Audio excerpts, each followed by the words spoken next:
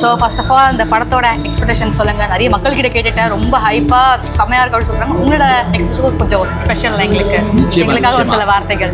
எனக்கு என்ன அப்படின்னா பெரிய ஆச்சரியம், இந்த பாடல்கள் நான் முதல்ல பார்த்தேன். ஓகே, பார்த்த உடனேயே இந்த பாட்டில் இருக்கக்கூடிய செய்தியும் அதே போல அதனுடைய அந்த கருத்து என்ன ரொம்ப ஏறிச்சு.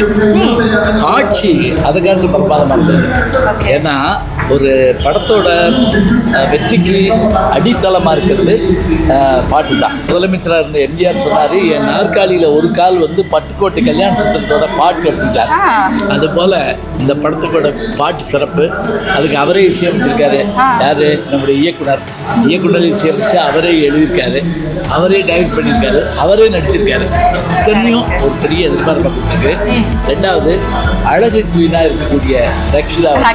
ஏன் இவ்வளோ பெருமையாக சொல்கிறேன் அப்படின்னா, என் பொண்ணாக நடிச்சிருக்காங்க. அவங்க இது வரைக்கும் பார்த்துருக்கேன். சரவணன் ஆட்சியில் அவங்களுக்கு தந்தையாக நான் நடிச்சிருக்கிறேன். அந்த பாசத்தோடு தான் இப்போ ஓடி வந்து என்கிட்ட பேசிட்டு இருக்காங்க. அவங்களுக்கு என்னுடைய பாராட்டுகள் நான் சொல்லிக்கிறேன். அதே போல் இந்த இதனுடைய கேமராமேன் அவருக்கு நான் இப்போ ஒர்க் பண்ணிட்டு இருக்கேன்.